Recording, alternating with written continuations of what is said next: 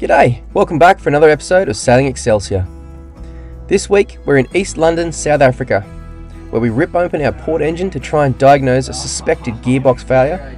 We help coordinate a medical emergency, then set sail once again southbound for Knysna. So sit back, relax and run away with us as we bring you along on our world circumnavigation.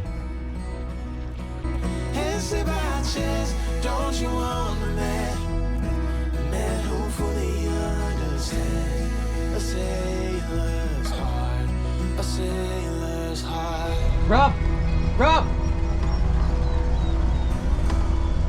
I'll need you here. Shortly after arriving in East London, the Buffalo River Yacht Club allocated us a berth to pull alongside so we could start our engine repairs. With the help of Rob and Rachel from the Cruising Kiwis, we manoeuvred Excelsior into the tight space with one engine and a good nudge from the Kiwis tender. With a beam of over 8 metres, Excelsior can be tricky to manoeuvre at the best of times. But reversing into a space this tight with one engine would have been near impossible without some help. So with the Kiwis pushing our bow and some fellow sailors on the dock catching lines, we squeezed her into position to start the task at hand. So with regards to the gearbox, suspected gearbox implosion that we thought we'd encountered on the passage, Peter, who is the ex-commodore of the Buffalo Yacht Club here in Durban, I met him briefly up in Richards Bay. He kindly offered this morning to come down and just give me a hand and try and fault find. And you know, for the last 2 hours we've been going through the gearbox and checking things over, and we've stripped out the selector and everything, and Peter was scratching his head, you know, saying this is all working perfectly fine, and we were worried because we were going to have to basically separate the engine from the gearbox and then, you know, delve deeper into what's actually going on, whether it was the slip cone or worse off, you know, the spline down below. So anyway, what we did was we separated the engine, and just as we did it, Peter noticed a big chunk of rubber basically drop straight down onto the top of on the shaft of the gearbox, and we both knew straight away that wasn't supposed to be there. And I just put my hand inside the back of the engine where the bell housing is and the damper plate, and I can feel that it's all crumbled. So Peter's down there at the moment. Say good day, Pete. Howdy, guys.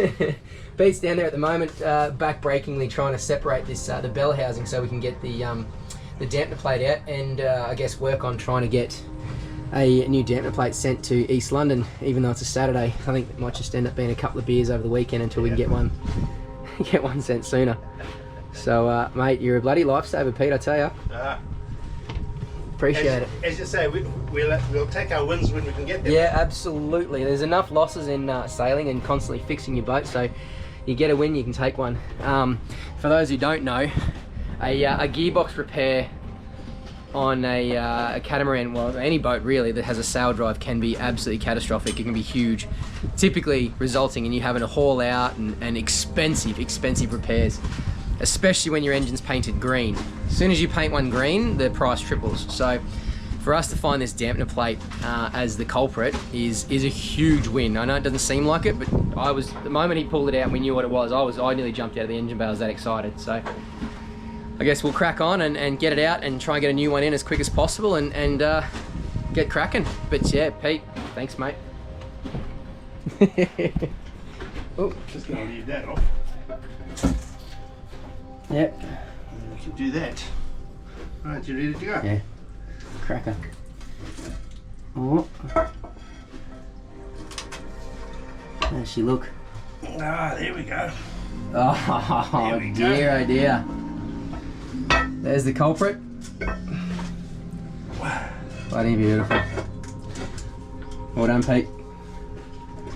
You've earned yourself more than a few beers, mate, that's for sure. Oh, look at that. There you go. That's why she stunk in here. In fact, my son said that straight away. He came down and goes, "Dad, it stinks, something's burning."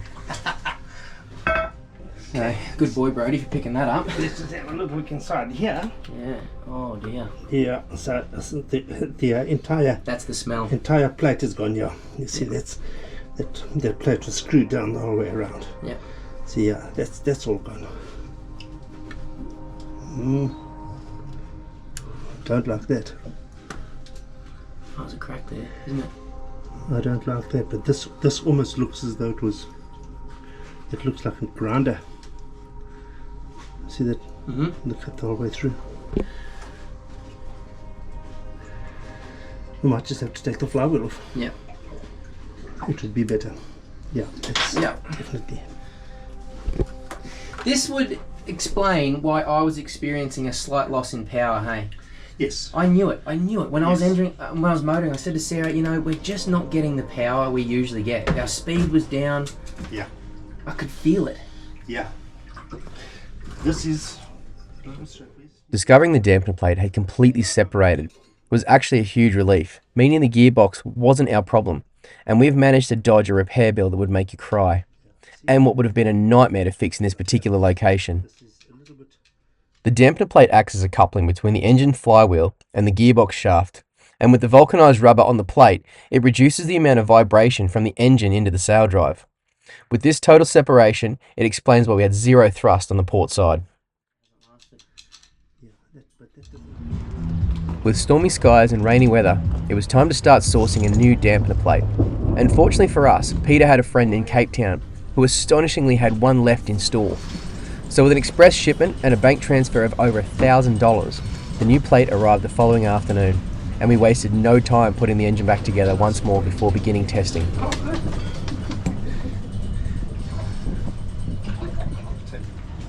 Alright, Pete, you ready?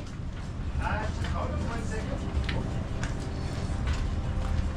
Yeah, okay, good, go.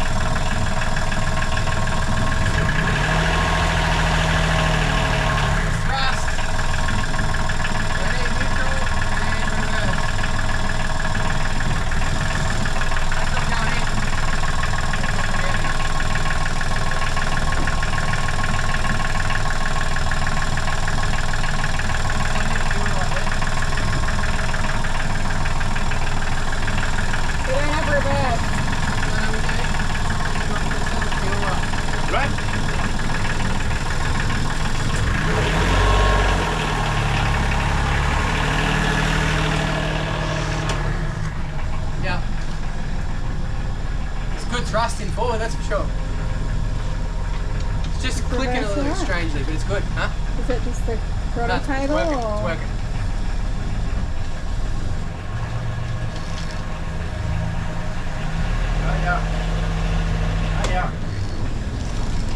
It's just missing you, like it. Missing neutral. Oh, it's not missing, it's just I can't quite find it. Like it doesn't just click back in. Let me just try to go reverse again.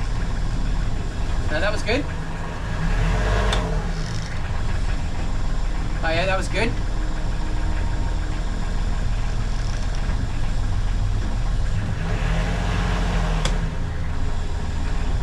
No, it's fine. Just needed some movement. I can adjust it. No, it's good. It's actually good. It's perfect. It's just the first couple that took a bit of work.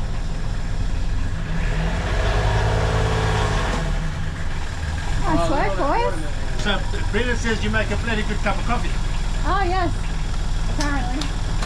Do you want How do you want it, mate? French press? Just a normal coffee. Normal coffee? Later that afternoon, we received a message from a fellow Aussie sailor, Luke, who was helping deliver a yacht down the wild coast and around Africa's Cape, when they were hit by a huge wave on the beam.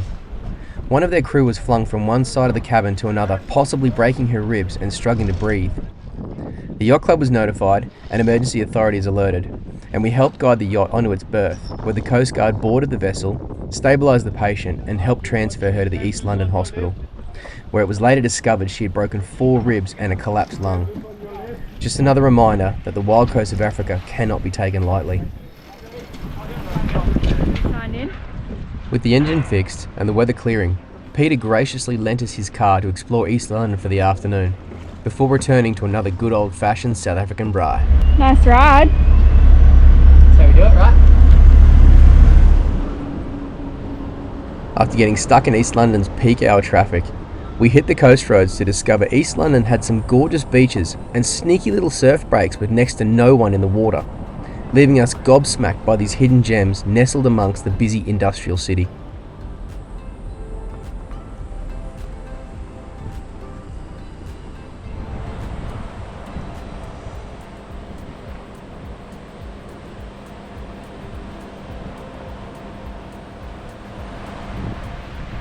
Sarah and I could have happily driven around East London for hours, but the promise of a cold beer, good company and a braai was calling, and we returned to the yacht club to share a drink and say goodbye to our new friends here at the Buffalo River Yacht Club before setting sail once more down the coast towards Knysna.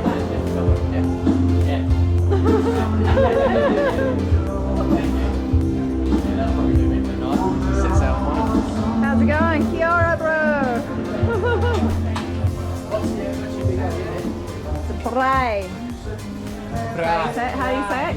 You've got the better accent than It's a me. braai, South African braai. Springboks love it. We can make it work. These guys certainly know how to barbecue. Awesome. I just wasn't aggressive enough. It's not his first rock show, love. Hey? Not his first rock show. Nah. It's mine. See you, mate. With our goodbyes said and headache miraculously avoided, we threw the lines once more and eased our way off the dock to start our passage down the south coast Got towards plenty of Knysna. room this side. Yeah. There, mate. Give it on, guys. Thanks, mate.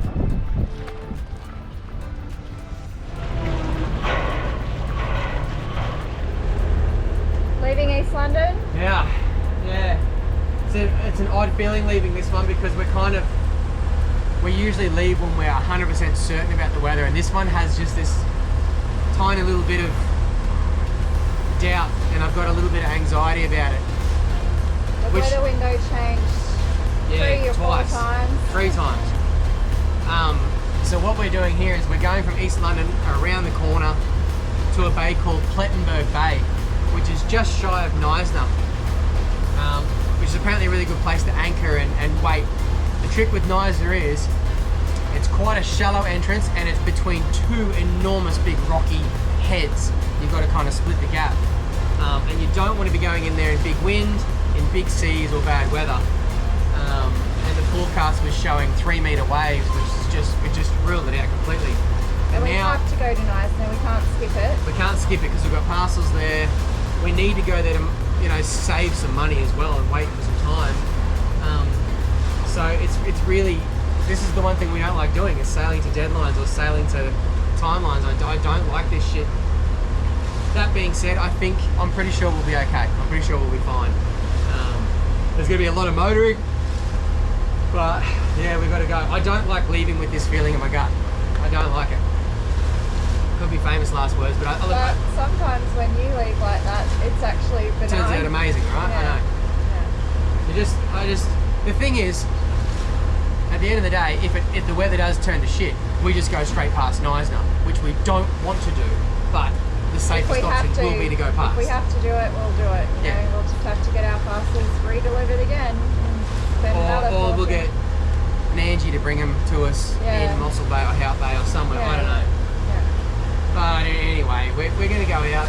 Today's forecast is pretty benign, like 10 to 15 knots on the tail with the current. Today is actually like prime sailing, it's prime spinnaker conditions. There's not much swell, so we'll take that. It's just tomorrow morning that we're a little iffy about, and yeah, getting from Plettenberg Bay around into Knysna is going to be touch and go. So we'll see what happens. All things, if everything goes to shit, there's another Port Elizabeth, halfway between there and here. So we've got that as an option, although it's not a very good one because apparently the boat gets covered in coal dust and there's nothing there. So, but it's a bailout if we need it. Yeah. We'll see how we go. Fingers crossed. Yeah. We could do with a bit of good luck. Join us next week as we make our way south, firstly completely becalmed with not a breath of wind, to spinnaker sailing overnight, then getting smashed by a sneaky southerly buster, forcing us to divert and question whether this life is still for us. Thanks for watching. If you've enjoyed this episode, then please don't forget to like and subscribe. It means more to us than you know. See you next week.